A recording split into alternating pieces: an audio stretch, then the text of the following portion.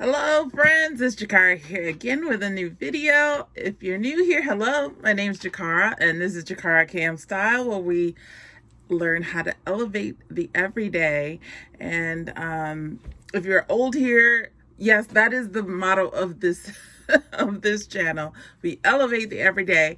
And so today I'm going to talk about one of the ways in which I like to elevate my everyday, and that is through travel. So obviously in the pandemic, it's been difficult to travel.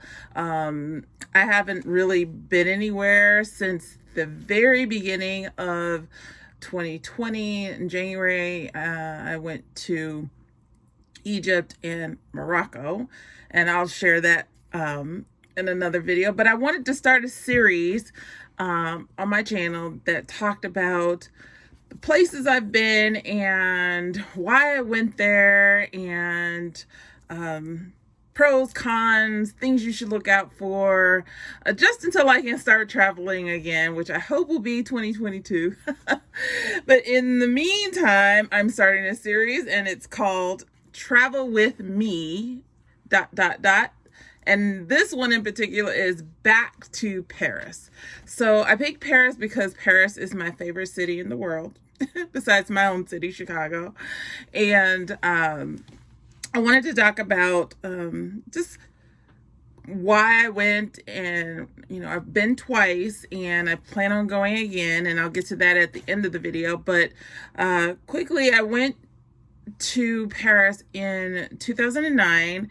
It was a gift to myself for graduating from medical school, and it was also a gift to my daughter, who turned 16 that year. So it was her sweet 16th birthday, and we both love to travel. So my mom went with us and we made it like a huge family thing. Her other grandmother went with us. It was a great time. I'll insert some pictures here of us in Paris. But it was always a dream destination for me. It's always a place I wanted to go. I love fashion, I love art and architecture, and if you love any of those things, then hey, Paris is the place for you. And so of course you've seen it all in the movies and the romanticism and all of that of Paris. And yes, it had all of that in spades. I just fell in love with it when I went there. So when my niece turned 16, actually during that trip, my niece wanted to come with us, but she was 5. And I told her, I promised her, I said, hey, when you turn 16, I will take you to Paris for your sweet 16, okay? And so she turned 16 a few years ago, and in 2019, well, actually it was the end of 2018, but we went in 2019, in the summer of 2019, and again, I loved it. I was able to shop. I wasn't able to do that the first time because I was so broke. I just had enough to pay for the trip and the hotel. And even that, I really couldn't afford the hotel. My mom really paid for that. And we just slept on the floor. But it was worth it. I didn't care. I was able to pay for the plane tickets, mine and my daughter's. And so this time around, I said, when I go again, I want to be able to go to all the fashion houses and get at least one thing from each fashion house.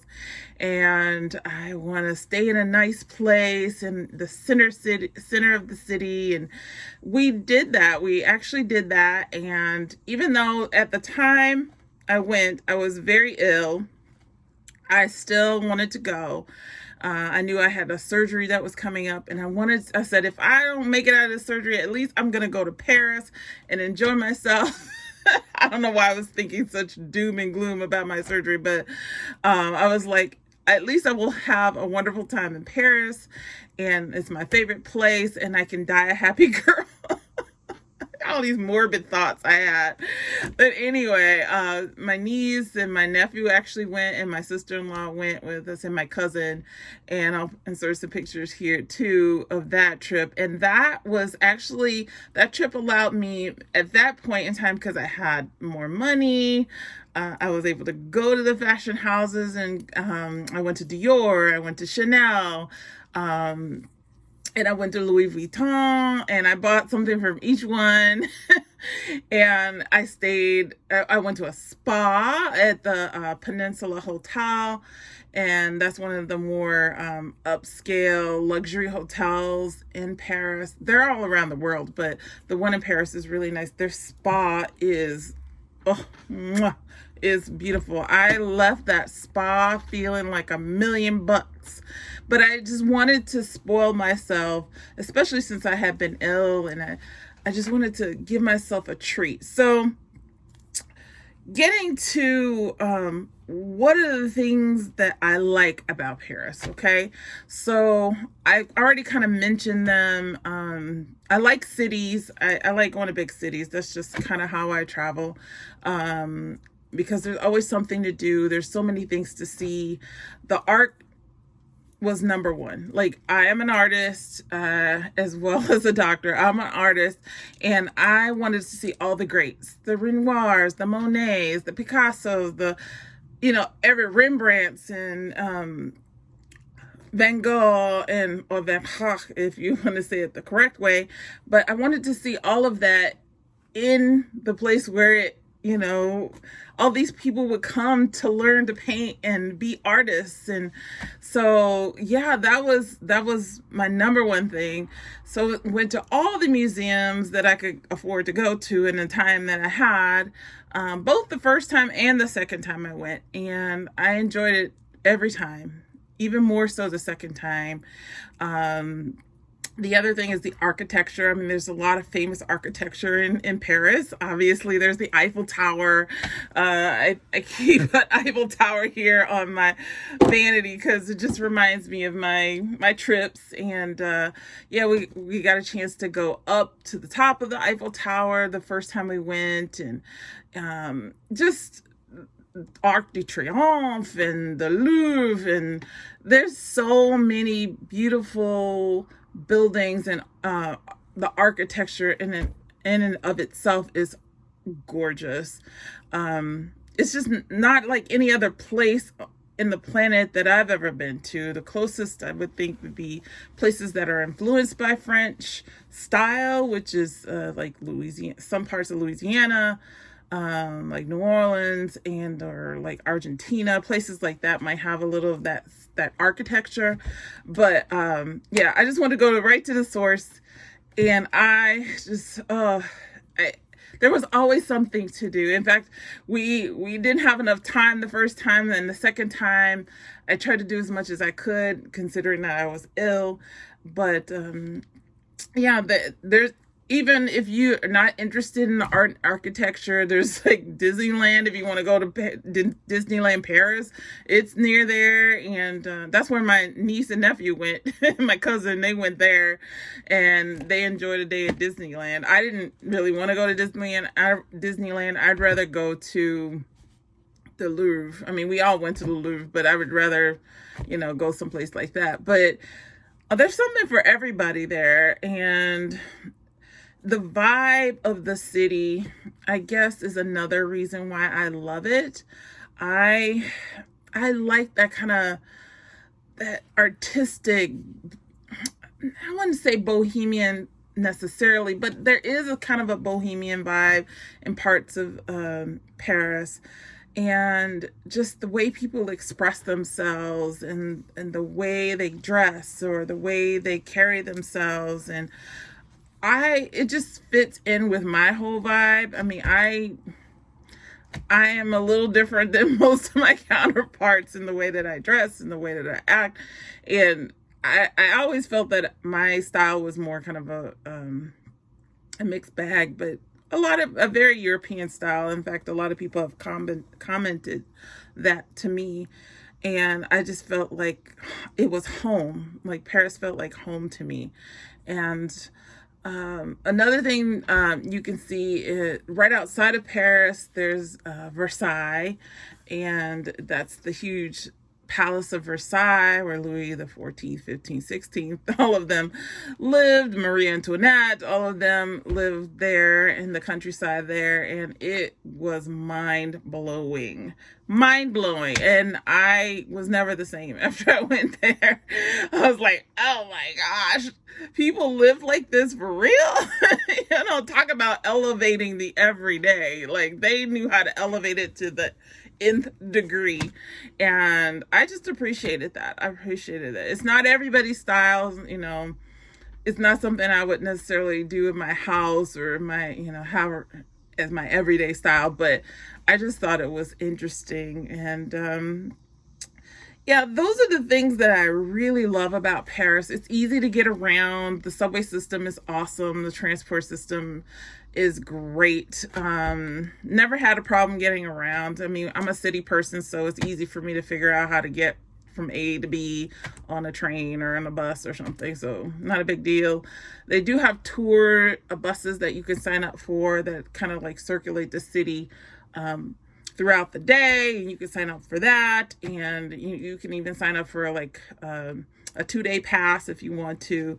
And I usually do that in every major city that I go to in Europe, because it's usually run by the same company and they give pretty good tours. I think they give pretty good tours, so I always try to take one of those tours when I go to a city in Europe.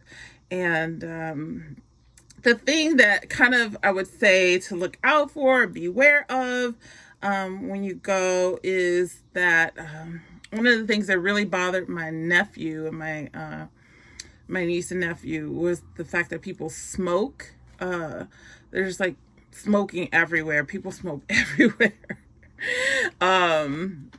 They don't care. They smoke right next to you in the restaurant. Like, it's just, they don't care. And that's just how it is. It can be unpleasant when you're trying to eat and then there's somebody next to you smoking a cigarette and you have to smell their smoke. No offense, smokers, but it's just not it's not pleasant to breathe that in when you're trying to eat, and it kind of messes with your sensory perception, smell, taste, that kind of thing. So that wasn't so nice. And then it's expensive. That's the other thing. It's really expensive. If you want to have a decent experience, a pretty well-rounded experience in Paris, I would say just save your money. Try to save as much as you can, to do as much as you can while you're there. I mean, it's not often that you get a chance to go to Paris, right? So when you go, you want to try to make the most of it. The first time I was there, like I said, I was on a budget, very much a budget. I was a medical student, so I had no money. And so we took the subway everywhere. We tried to, do what we could. We didn't eat out a whole lot, because that can get expensive no matter where you go, eating at restaurants and stuff like that. As far as the travel there, yes, the plane tickets are expensive. Like I said, get your plane ticket, get a nice place a decent place to stay. Like, we stayed at the Paris Hilton the first time, which was out in La Défense, which is about 30 minutes outside the city, which was a nice hotel. Like, it wasn't super duper luxury, but it wasn't like, Motel 6 type situation either. And like I said, my mom paid for that. So, I was lucky in that she did that. But if you can, maybe get an Airbnb. That's what we did the second time we went. And that's because there were more people with us in our group, and we wanted to be able to kind of relax in a home type setting. And so, yeah, just try to fit those two things in your budget, because if you have a nice place to rest your head and you get your plane ticket, then you can kind of figure out some of the other things, because there's like museum passes you can get, and you can go and use those museum passes at different museums if that's what you're into, or you just want to walk around the city and see all the beautiful architecture and just take in the vibe. Even that alone was a great thing to do. I remember one night we were walking towards the Eiffel Tower to see the lights the Eiffel Tower lights up at night. It's like a sparkly light show, and we were going to the Eiffel Tower to see that.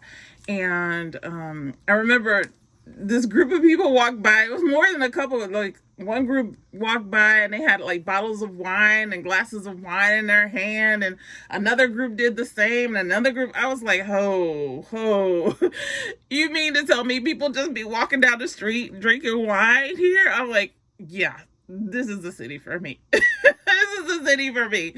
But anyway, I would just kind of wrap this up a little bit.